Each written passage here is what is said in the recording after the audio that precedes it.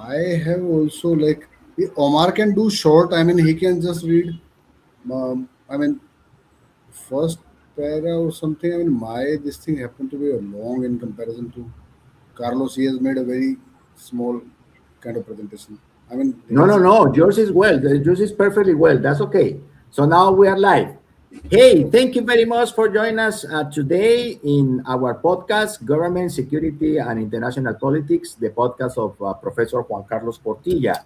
So today we have a great speaker, Dr. Gurmeet Nera. I had the great privilege to meet Dr. Gurmeet during the winter courses in international law at the Hague Academy of International Law at the Peace Palace in The Hague.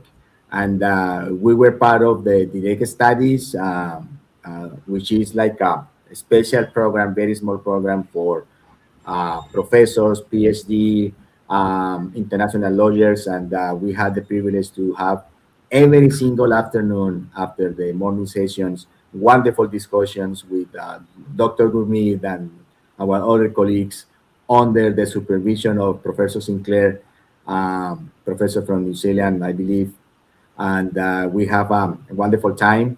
And of course, we have some social events during the winter classes, and it happened to be that we stay in the same hotel, so we got pretty much sometimes dinner together with Dr. Gumid and breakfast, and we became good friends.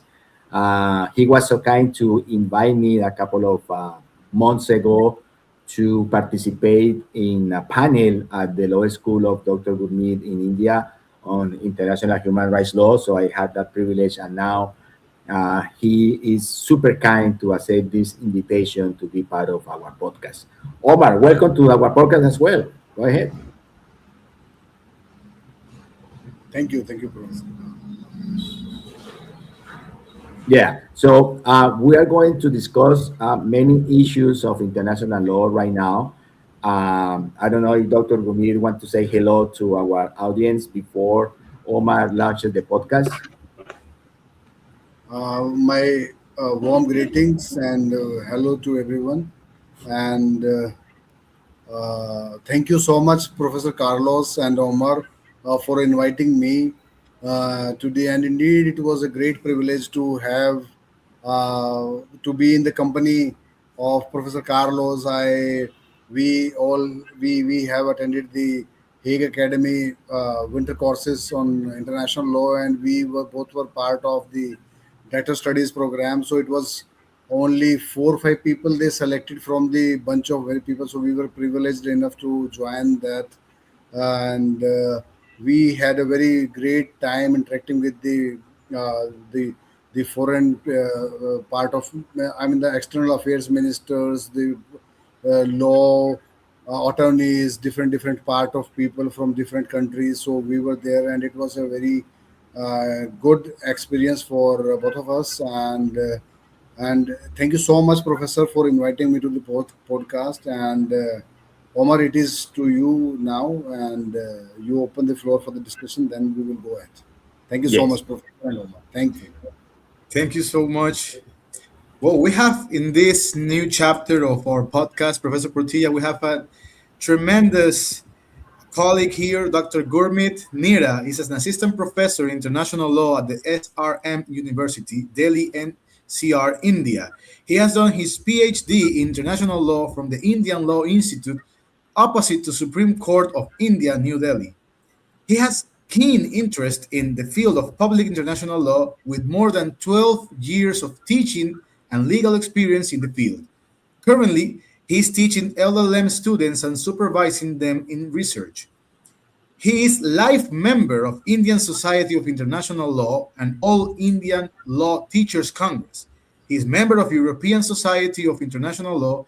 His core area of research is prohibition on the use of force and war and peace studies.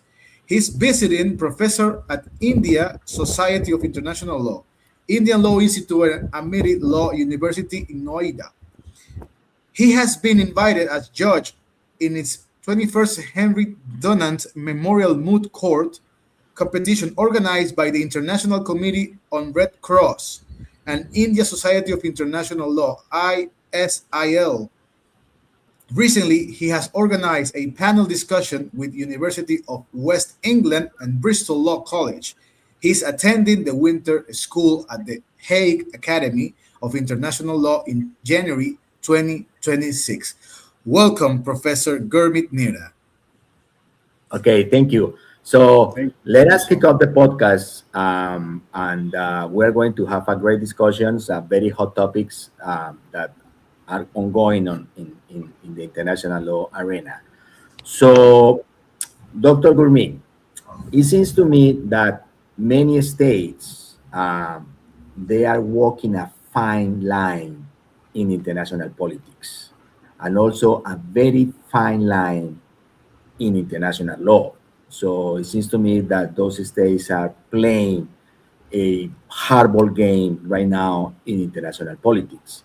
And it's not a surprise for me because at the end of the day, states at the international level, they are pursuing their own interests in terms of national security, international economics, trade, national defense, and you name it. So it's normal that we can see this fight at the international level because the states are living in a struggle for survival and also in a struggle for leadership in the international field. So right now we have a couple of big conflicts in the world. Of course, the Russian and Ukraine conflict right now in Europe, and the whole conflict in the Middle East, which involve Israel, Iran. We have the proxy wars of Iran, like Hezbollah and Hamas, and a great outsider like the US, and all of these conflicts represent a real challenge for international law. There is no question about it. So, if you see the purpose of international law, in particular, the purpose, aims, and goals of the UN Charter, that we can name it here. So, to provide a peaceful ways to settle the disputes among the states, to provide a forum to develop the principle of friendly relations among the states at the international level. Of course, the promotion of human dignity and human rights, and the promotion of getting higher standards of living, higher standards of social and economic development, of course, and a very important topic that you are working right now on your book project, which is the prohibition of the use of force for international relations. Of course, with some exception, we have itself in the UN Charter, like when the Security Council authorized the use of force to restore or maintain international peace and security, or the self-defense regime under Article 51 of the UN Charter. So, Doctor, what's going on with international law right now in the world? Thank you for your question, Professor Carlos, and your observation on this.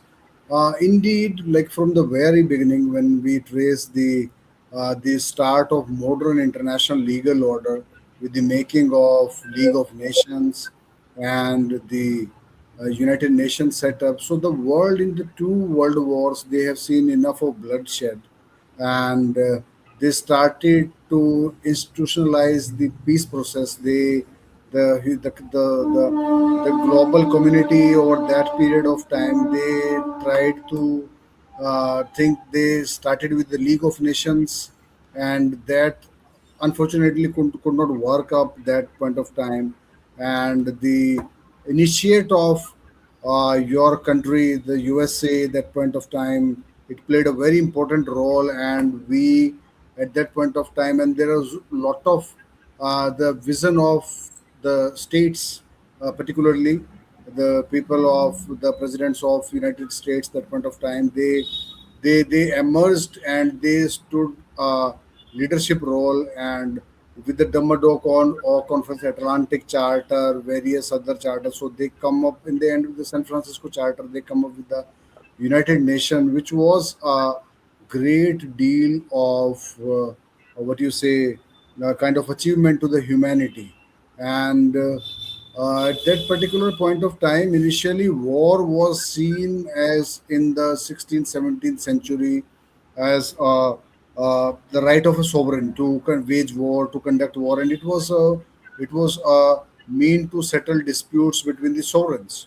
So that point of time and the kind of leadership the United States played at that point of time, they see no, we have to have the start of international legal order, and we will be having a kind of international legal order. We will institutionalize things, and we will go for. And the chapter 6 of the United Nations was carefully drafted in this sense to have the peaceful settlement of disputes through negotiation, good offices, conciliation between the states, and the ICJ mechanism was started. The international court was established. That it was the successor of the PCIJ, and the new court was given a way as a to the sovereigns to settle disputes, and they come up with the General Assembly to discuss the international issues in the General Assembly. So this whole the debate of 16th 17th century, where a lot of bloodshed, colonization, the war which was common between the states. So that thing changed, and we have seen the origin of new stable international legal order, and simultaneously with the origin of the international legal order, there was the regional security mechanism which developed with through the Latin American countries, the Act of Chalpachak, and those kind of regional security arrangement was the in the Latin America, the other part of the Americas, they were playing a very important role. So with the making of United Nations, when we see the talks, the preparatory works, the talks preparatories of the United Nations. So with the preparatory work itself shows that when you see the draft of Article 2.4, Article 51, when you see the draft work, so the emergence of the regional security arrangement, they played an important role when the country the nation the United Nations,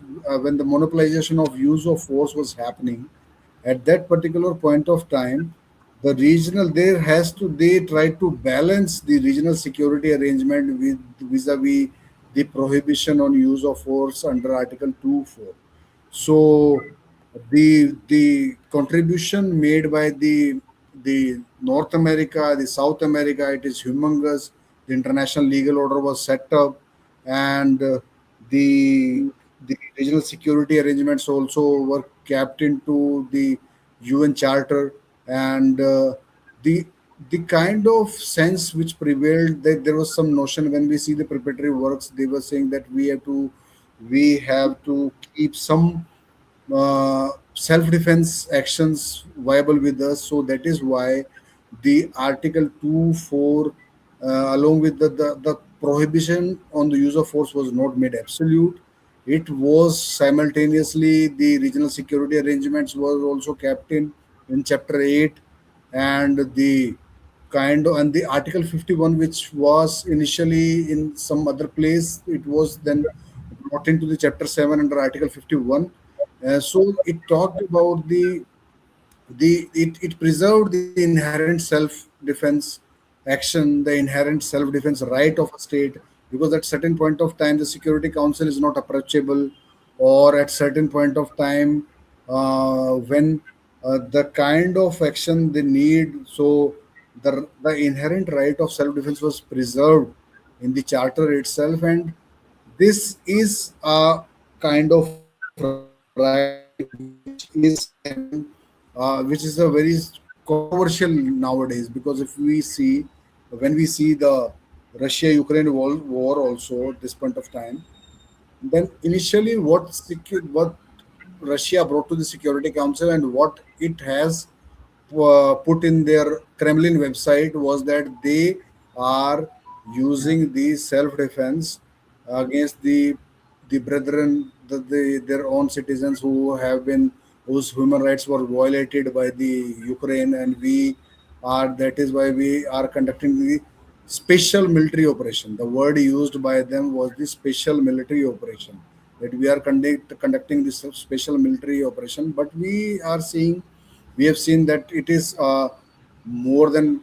I mean, it started in 2023. So I mean, long period of time, 3 4 years have gone, but the special military operation was a colorable kind of thing, colorable expression which they put, and it was the violation of the territorial sovereignty of Ukraine, which was done by Russia at that point of time, and it is continuing still, unfortunately, and they are annexing the part of Ukraine, and they are trying to they intervene in the internal politics, internal affairs also. So these kind of things sadly emerged, and the kind of the way we started the our journey of making the United Nations, the purpose also some way we are losing track. So I mean, we need to revisit also that the United, we need to reform the UN architecture also, and there has to be more power, more purpose, more reformation of the veto power and those kind of setup we require at present point of time.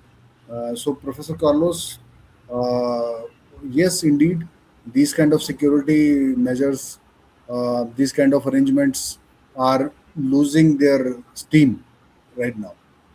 Yeah. So there is like a paradox within the UN Security Council system and the whole system, but I'm gonna touch base on that later on. So for now, Dr. Gurmeet, I'm gonna bring two cases, very hot potato cases to the discussion in order to trigger a conversation on the scope and meaning of Article 51 of the UN Charter. So the first case is a very hot political hot potato in Latin America. It happened in January of 2026, just at the beginning of the year. It took pretty much all of the people in Latin America and perhaps in the world by surprise. It was the military operation conducted by the US government to arrest the Venezuelan dictator Nicolas Maduro from Caracas into New York. Pretty much, Marco Rubio, the US Secretary of State, framed the whole operation as a law enforcement operation because there was a arrest warrant issued by a U.S. Judicial court, and the government was the or had the obligation to enforce and to execute this arrest warrant. That was the frame, the approach that the U.S. government took to explain to the world the military operation that the U.S. conducted in Caracas from the Caribbean, from the U.S. going into sovereign territory of another state and to arrest uh, the dictator of Venezuela. Of course, that military operation triggered many discussions on the international law. I was one of the speakers in the Colombian media talking about the implications for these operations under international law. That's the first one. So many people also argue that there was a kind of preemptive attack on Venezuela because based on intelligence reports and maybe other sources of information. So the enemies of the US were preparing any attack from Venezuela into the US, and that justified the military operation that took place in January.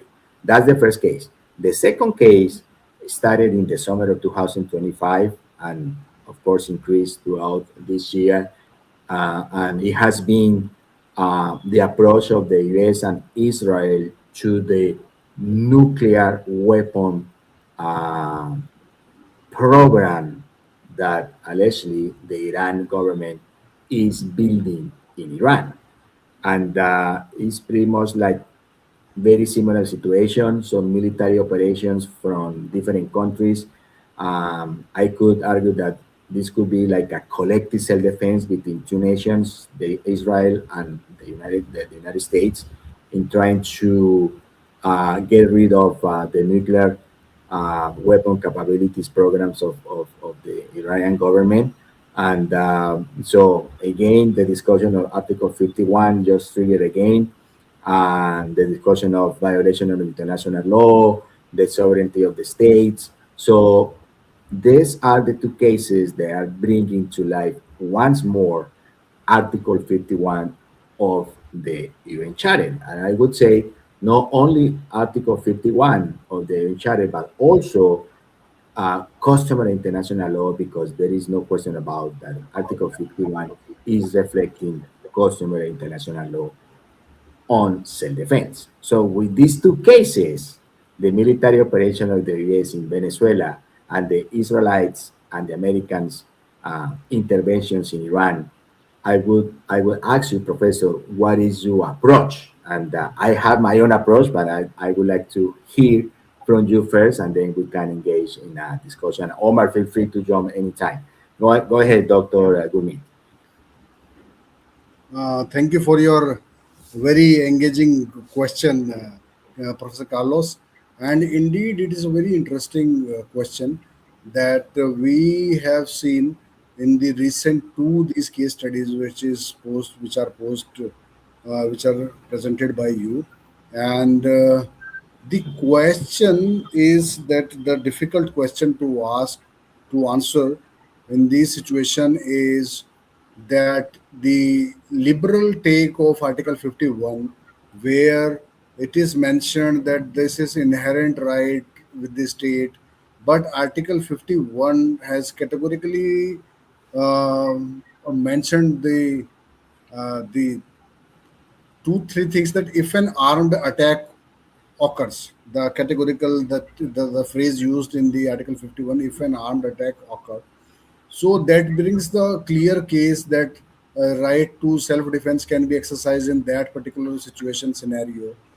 But the problem is with the liberalized version of the self-defense, which comes under the anticipatory self-defense, and the further liberalized version, which is under the Bush doctrine or the Israel approach, the preemptive self-defense, which is the further liberalized version of the self-defense.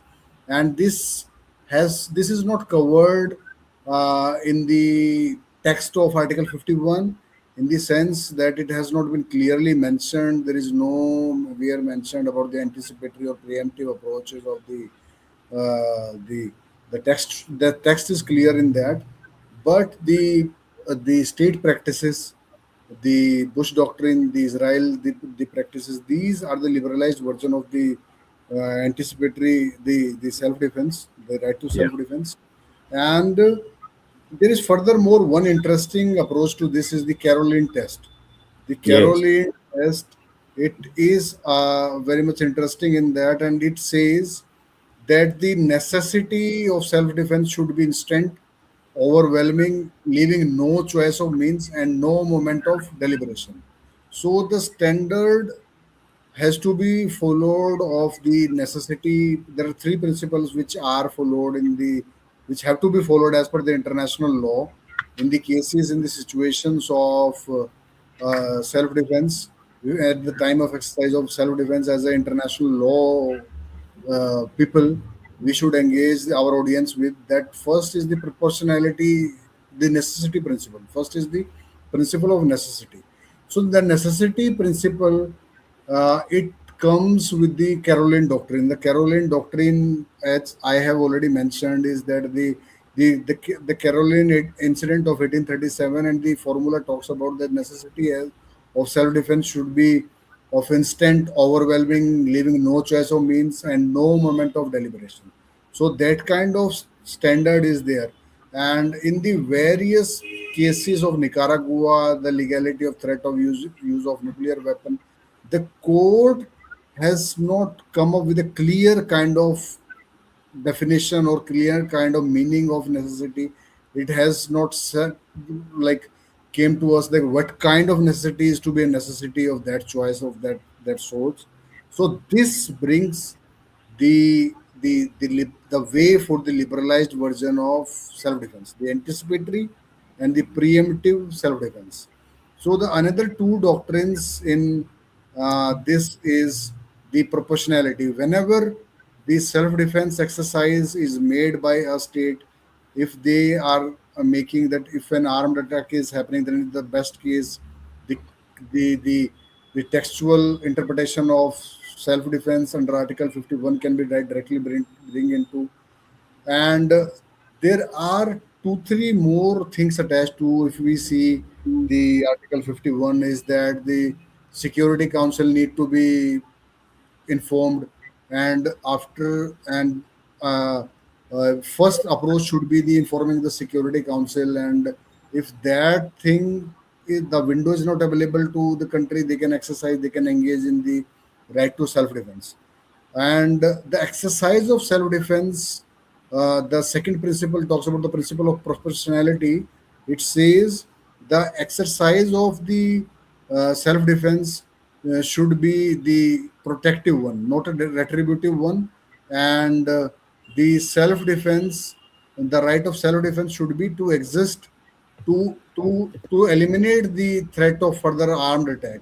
So if there is no such scope, then the proportionality test, it demands the reasonableness in action while acting in self-defense, and this test has been uh, discussed by the ICJ in the legality of threat of use of nuclear weapons case, and the Nicaragua case also. The ICJ is very much categorical on this, and it has very much discussed in the Nicaragua case. And I quote, in that sense, the ICJ mentioned that self defense would warrant only measures which are proportional to the armed attack and necessary to respond to it.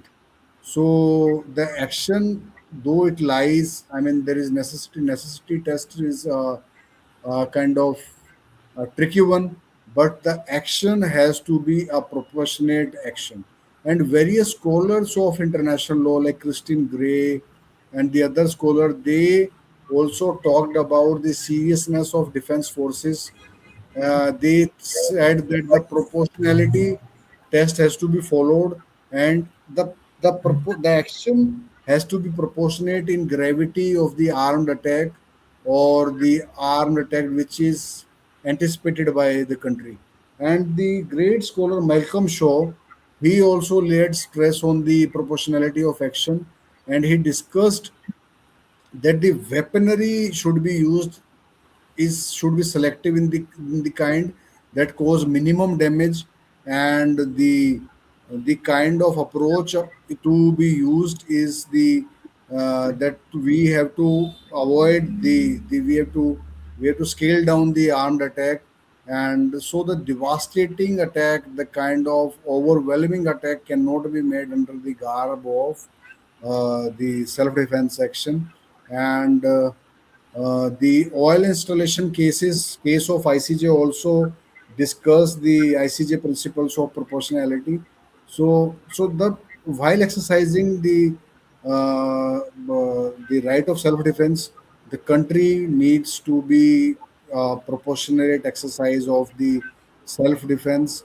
And the another test while exercising the principle of the right of self-defense is the principle of immediacy. Principle of immediacy basically shows the impending action that the attack is about to happen, and this test is also reflected in the Caroline principle also, when they talked about the instant, overwhelming, leaving no choice of means and no moment of deliberation. That kind of necessity, that kind of immediacy of action, imminence of action, which leaves no moment for deliberation. That kind of immediacy has to be there. And the various scholar like Marco Milanovic from the European Society of International Law, he also laid emphasis on the imminence of the certainty criteria, and the collective reading of, according to me, the collective reading of Article 24 and Article 51 in light of the Caroline principles and the three principles of necessity immediacy, and proportionality, way they paves the path for a reasonable, legal, justified self-defense action. When Professor Carlos, we talk about the two case studies which you put forward, which you discussed, Yeah. the Venezuelan action and the action of Iran situation you see, or Russia Ukraine situation we see, then I feel that the there was no such preparation of armed attack was made by the Venezuela. It was not such immediate threat to the states which can justify the action taken by the United States, in a sense that the sovereign head belongs. This is a breach of territorial sovereignty of Venezuela. One thing, and the second thing is it is a kind of intervention in the domestic affairs of the Venezuela. So the correct path, in as per the international law is concerned, has to be rooted through the Security Council. They should have informed the Security Council.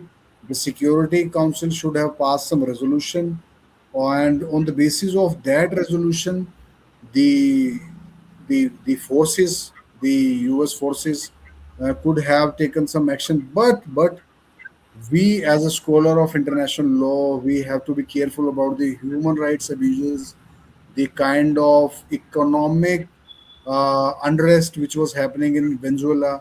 So these kind of situation are a difficult situation where a dictator, or where a kind of leader who is putting a threat to their own population, where human rights abuses are happening. When we see the case of the Gaddafi or Saddam Hussein, that kind of situation, to some extent, it justifies the action which are taken by the liberalized action which are taken by the United States, because uh, the customary international law, the practices, the law, international law is made up of the state practices, and with the time, the practices and the interpretation of laws, it evolves.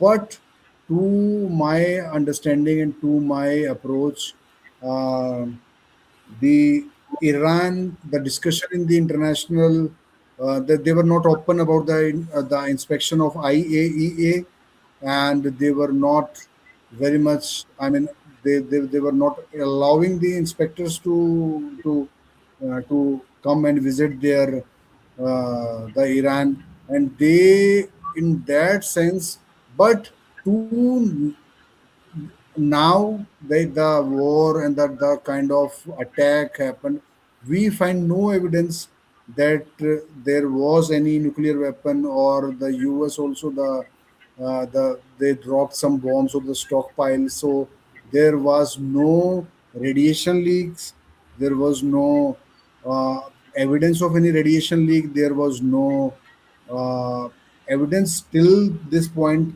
about the whether they were having. So this is a tricky question. So in the light of that particular, if we see there is no evidence, then we cannot justify the action taken by United States in that particular time.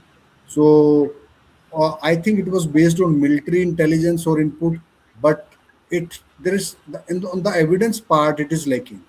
So maybe, Professor, you are having some different approach into this. But to And my I do for sure, indeed. so we can discuss your approach regarding these two incidents also. I have uh, I have some certain reservation to the approach taken regarding, though I mean, in the light of human right abuses, the country, they can follow the liberal, like the preemptive kind of approach, the Bush doctrine, but there has to be some limitation to this also. I would like to hear your perspective on this also.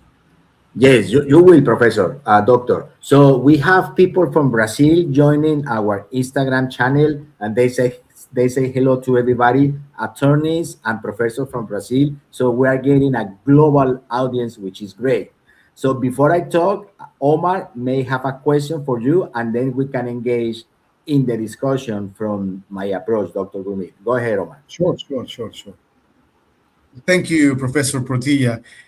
I was reflecting while you were speaking about this proportion and all the norms that configure this Article 51 Charter UN. But I was thinking and remembering while reflecting this kind of parallelism between use ad bellum of Grotius and how it is built, this article, proportion, legitimacy, use cause. It has some of these same elements that make me think like, okay, if we apply this in other matters or issues, like for example the skirmish between India and Pakistan in autumn 2025, for example, or if we could take this to Cambodia, Thailand last year also, we had some sort of proportion, we have some sort of use cost, but it was a different kind of operation because those events were basically war, skirmish. It was defense in that, in its sense. But this maneuver of the U.S. Security Council was completely different because they didn't attack properly in a bellum or use a bellum manner. They used an extraction maneuver to take Maduro and to take it into justice. So if we apply this kind of maybe this pattern of extracting dictators or extracting maybe drug lords or extracting terrorists, how could we maybe it's not like a matter of design, but maybe how could we apply it in other matters without getting into the war or field, but more into a special enforcement of law operation? How can we not cross that border? Sure, thank you. Uh, Omar, I also, when we study the liberalized version of the preemptive or preventive self-defense action, so the in the case in the because now the non-state actors, the terrorism, this is on rise, the human right abuses, the dictators. So the new things emerged in that particular sense, and Professor Carlos must be aware of that thing. The unable and unwilling doctrine emerged out of these situations in the this new eventuality where non-state actors are playing increased role in the state affairs, where the terrorism, drug dealing, armed smuggling, those kind of activities are done, and these poses new emerging threat to the sovereignty of the nations, be it India, be it USA, be it other countries. So these kind of new challenges which are available and which cannot be dealt with the traditional learning, the traditional definitions of the Article 51. So the global law, the law is shaping from the traditional textual approach of self-defense to the liberalized version of self-defense, the anticipatory or the preemptive self-defense. So the unable, when we discuss the unable and unwilling doctrine in that sense, it says when a country, for example, Afghanistan, or so if they are not able to deal with the problem, the non-state actors which are uh, posing security threat to the rest of the world, so or if they are not willing or they are unable, so in that particular sense, the country, be it India, be it United States, so they can come into and they can in the process of saving their sovereignty, process of safeguarding the approach of the rights of their citizen, the security of their citizen. So to some extent, I feel that it has the anticipatory, the preemptive approach has become the need of time also in that particular sense.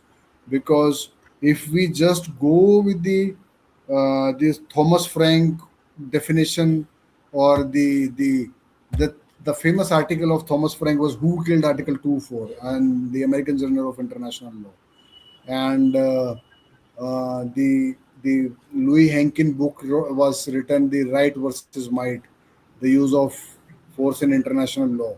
So those traditional approaches in, is bit changed to my understanding, and the new approaches is being adopted by the states in their state practices, and the United States, NATO, and India also, because uh, close to the borders of India in the Pakistan region also, and the Pakistan occupied Kashmir also, there are certain terrorist bases which train the modules which operates, and it is happening with every country. Like in South America also, the in Mexico also, these people who smuggle the humans to the other countries, or the drug dealers, or the armed smugglers.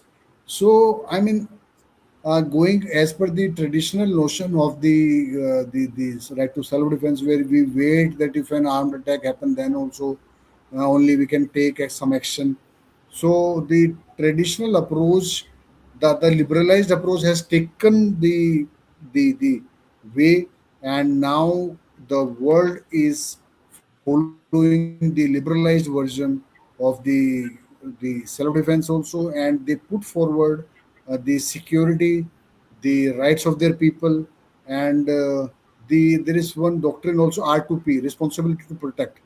So the responsibility of to protect as the human rights has gone global. So we today we are watching the international human rights. So the human rights is available to the every country, every person, every people. Be it the person, he is a person in Afghanistan, or he is a person in United States. So at certain point of time, when the regime becomes the regime becomes hostile to their own people, to their they kill, because uh, I was few days back, I have written one article on the biological weapon, the chemical weapon, in the Thomson Reuters book publication, professor, and I will Mhm. share that reading with you. So when I Sure. was writing that article, so I have discussed the Syrian scenario, the Syrian situation, where the dictator used the chemical weapon, the banned chemical on their own citizens, just to quell the human right protest or human right abuse, because it is easy, and it is very, the evidence to gather is very difficult with the chemical weapon. So when a chemical weapon, where the chemicals are used by the dictator to their own people, so in that particular sense, the international law bans the use of chemical weapon. But the such I mean the protection of the human right abuse is the duty of international community. So in that, but the Assad regime was a very bad regime in that particular sense, and the America and international community also took action against him. So it is true that the traditional Gaussian approach is being it has certain modification, and it cannot, the textual or Gaussian approach is not, we cannot apply that approach in the modern post 9/11 world in which we are living, where we have to see we have to protect our own people from the terrorist attack. We have to take care of our own regional and national security, and where we have to protect the international human rights also. Professor. So this is a changed world right now. Omar, over to you. Yes, yes, Professor. I beg your pardon. I just interrupt you, but I was thinking while you were speaking about these new challenges, and you mentioned 9/11. That's like a before and after. 9/11 was a marking time that make us think in a different way in international law, in a different way in international security. And nowadays, in this post-pandemic world, we have also new challenges. For instance, I was about to ask you, do you consider that we should blur the red line that separates military actions from law enforcement actions in the light of unconventional challenges facing these uh, 21st century challenges in international security? As we are speaking right now in this podcast, we know that there's a lot of things happening in Colombia, in Central America, in maybe in Southeast Asia, in Africa. Tremendous and egregious things are happening in this particular time, that sometimes the configuration that we have of international humanitarian law and human rights are acting like some sort of like a wall that protects the unlawful people, and it limits the actions of states and this legitimacy and these authority actions that we might have as countries or as governments. So should we blur this red line from defense or military actions and law enforcement actions? Yeah, sure. Uh, yes, true. Over these kind of new developments where the post 9/11 and the post pandemic world, we have seen lot of changes because the kind of insecurity, the kind of with the rise of modern technology, modern civil aviation, it has brought to the whole world a new different paradigm where we cannot act in a traditional way, where we have to watch, because we know we are living in a cyber world where these all your military equipment, your submarines, your nuclear installation, they are connected to internet, and a cyber attack on these installation can have ruin the country, can create a havoc, can create a different kind of problem. So with these difficult times, with the modern times, the new approaches which are developing, which have developed also, is the need of the time, is the necessity of the time. And with these approaches, the modification also came, that the national security strategy of NSS, of the USA also changed, and the Bush doctrine emerged, and it is followed by the wide variety of the states. The Israel also follows that, and to certain extent, we have seen the skirmish between India and Pakistan. It also like the scope, the nature of the conflict was a very limited one, and to some extent, these kind of uh, terrorist actions or the arms smuggling actions, sometimes they act as a trigger point for a country to act in a self-defense way.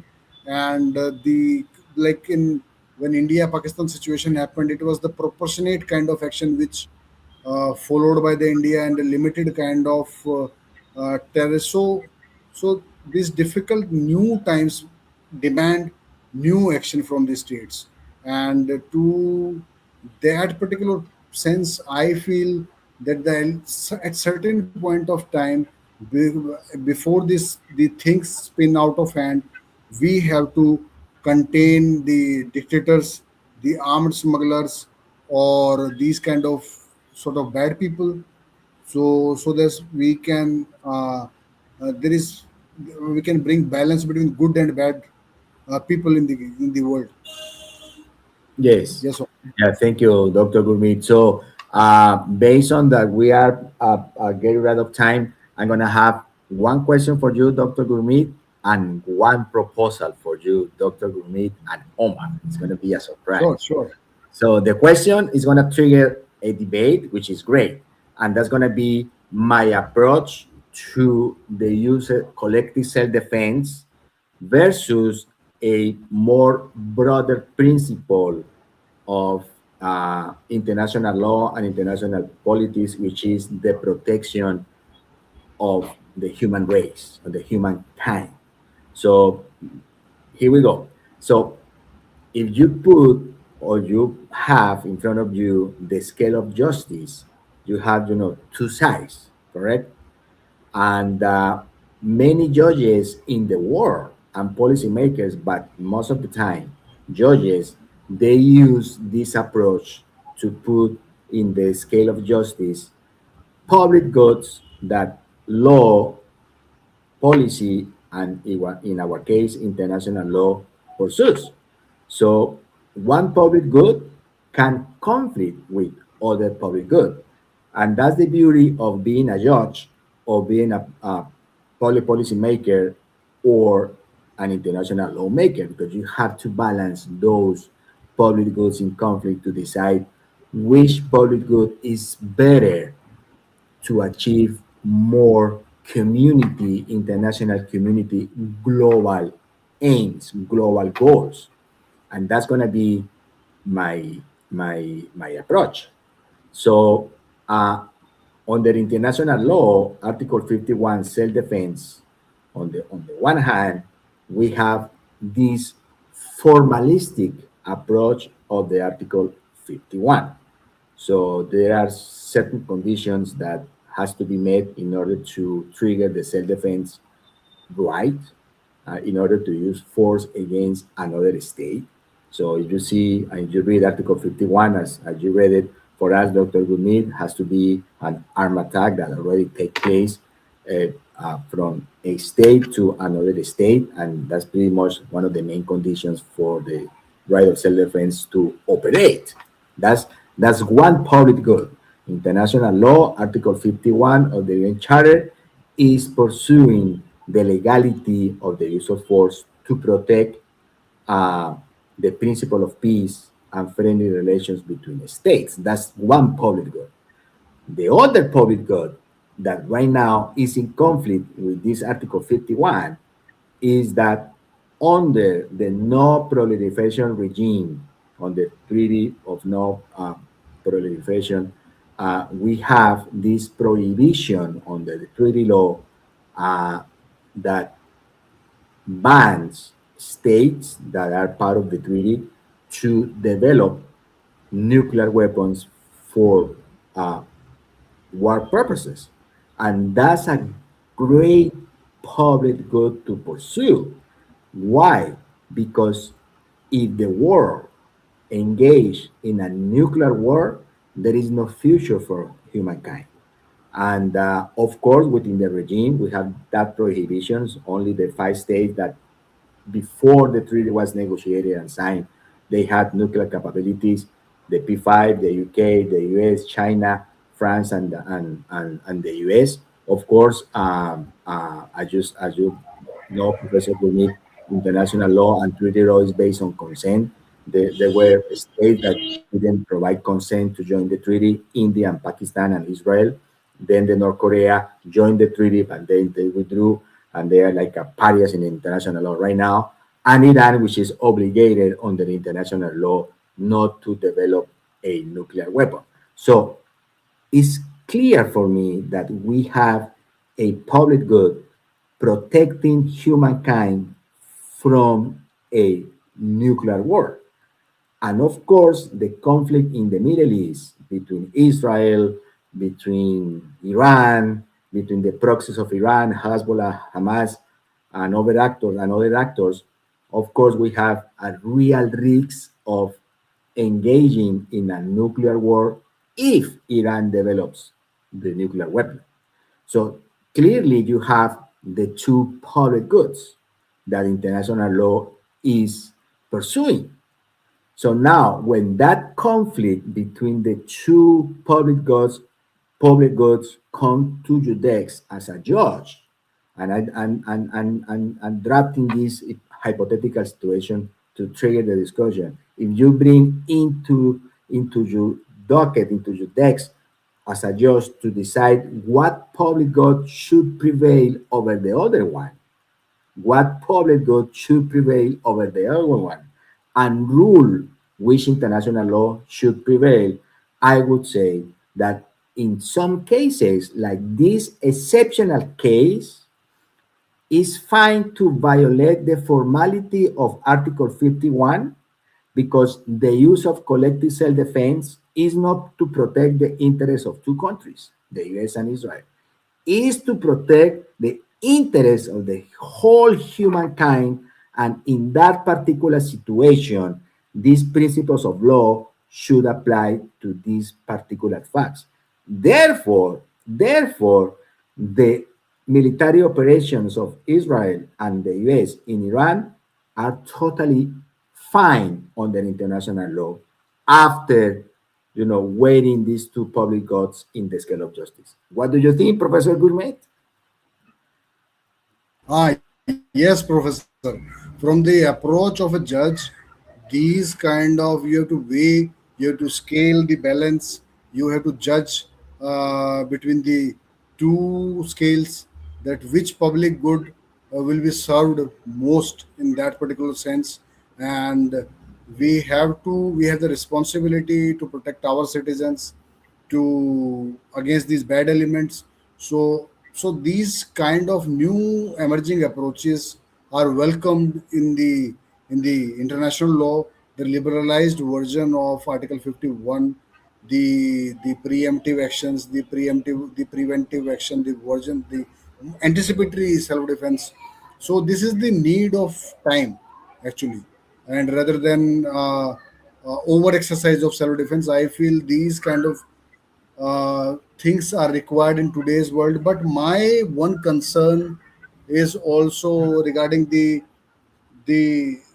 arms spend we are spending. The neutral countries like Sweden, the other countries also nowadays. As if we look the data, the CIPRI's report, the Stockholm International Peace Research Institute, they say the world military expenditure in 2025 has rose by 14% in Europe, by 8.1% in Asia, and the most top spenders are China, Russia, USA. So I feel that this is the need of time. The but we have to be careful also, because we from our the GDP percentage we have to spend, what we have to spend on the developmental activities, we now are spending that on the military activities also. So there has to be a balance in that also. Like the bad element need to be contained, but the chain reaction of military this expenditure should not also start, and we have to promote the peace and security in the world.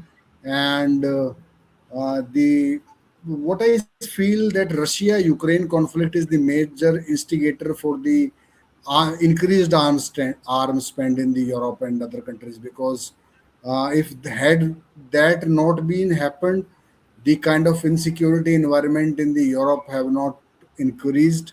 And the this is a kind of the unfortunate incident, the Russia Ukraine war which happened. And this rose. So we are facing the new world realities. That is how, I mean, the countries are compelled. Even India also compelled because of the India Pakistan that skirmish. We are also spending more in our military spends, military preparedness, military software, hardwares. So this is a kind of new reality which the modern world everywhere we are facing, in Europe also, in India also, South Asia also, in Americas also, in Latin America and the South America and the United States also. So I feel we have to live with these realities, and we have to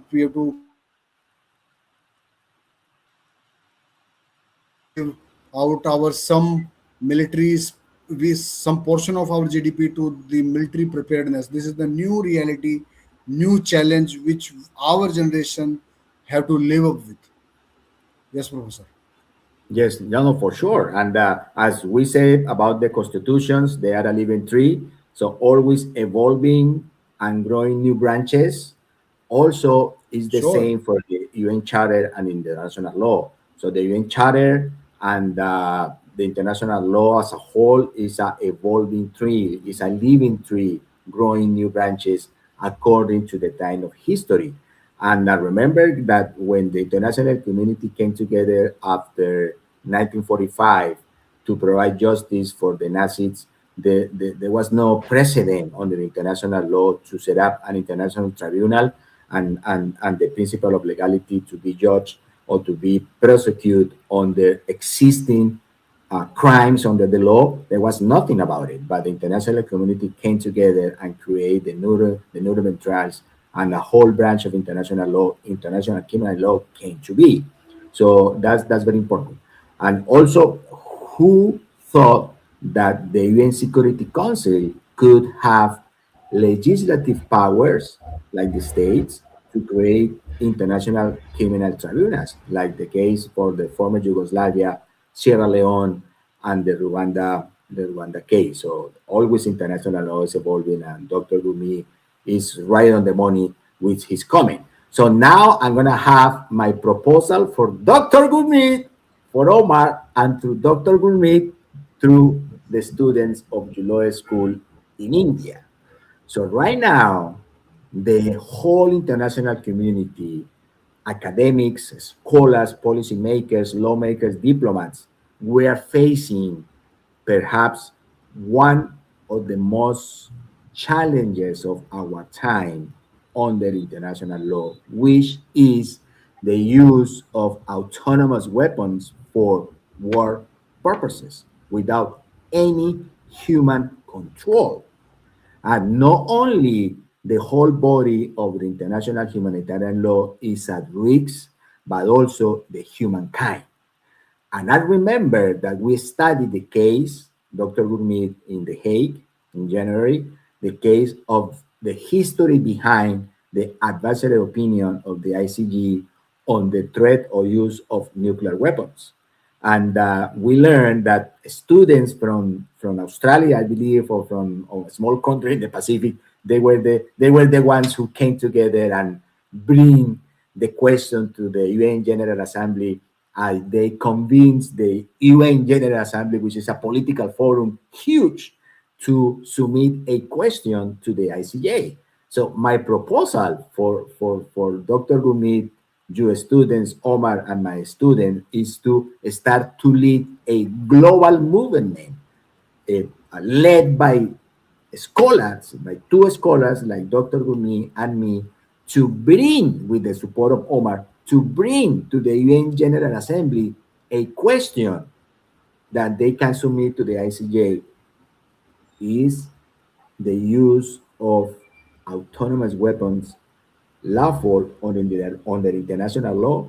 Because that's going to be history, and that's going to provide the ICJ to provide its advisory opinions on the matter. So I think Omar is posting the question good. So I think that could be a great project. Just wanted to make these suggestions on this podcast. I'm gonna be in New York in October to be a speaker at the International Law Weekend that is happen every year within the branch of international law of the American Society of International Law. So my goal is to set up a meeting, if possible, with the current president of the UN General Assembly. I think he's one of the African countries who is now leading the UN General Assembly, and start to get the ball rolling to see where we can go with this issue. What do you think, guys? Dr. Gumid and Omar, I want to know your opinions. Sure, Excellent. Professor. We can contribute in a significant way to this, and the voice of scholars and becomes the, because whatever we write, it becomes the part of international law, the discourse of international law. So this is the beauty of international law, that the approaches adopted by the scholars, the state practices, the customary, along with the state practices, our voice is also equally important, and we can steer the global dialogue in this particular area. And the scholarly writing, the discussions, they emerge, and this kind of discussion, they travel to the ICJ, they travel to the General Assembly discussions, and it will certainly bring a positive change in this area. And we can together, in a collaborative manner, we can develop, and we can bring this forward, and we can take this forward, this new project. Very, very, Sure. very much interesting area to work upon, Professor. And I want you, Dr. Gumi, be part of the team. What do you think, Omar? Sure, sure, sure. It's a I will. tremendous, it's a very good proposal. We should join our minds here to take this project to field.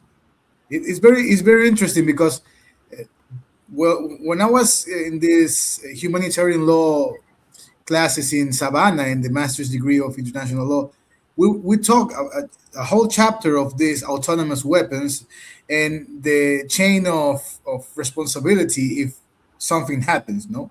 But we also were talking about of unmanned guns or weapons that are operated remotely. That's a different field, but autonomous weapons are configured to operate, as the word says, autonomous. So this is a very vanguardistic proposal, Professor. Yes. So I suggest some mechanics. So let us form a committee right now between the three, and I got already my student, which is Omar, who is Omar. I could add another one, and Dr. Gourmet, if you want to like set up like a essay competition within your students, and the best two essays will join this committee, and this committee then is going to be fully formed, and we can set up like an international NGOs with that purpose, and then go to New York. We can raise funds, do fundraising to funding the whole trip to New York, and to set up the meeting with this president of the UN General Assembly, and to give them this idea, to give them the project, and make our best efforts to bring this into life. So my main goal here is to provide a legacy for the future. So that's my main driving force. So what do you think? So about these mechanics? Sure, sure. Uh, this kind of thing will be path breaking for the future generation, and this will lead the new energy. Our other colleagues, young colleagues, also we will provide them direction, and this will bring very good food to the judges, to the very good groundwork for the General Assembly also to work upon.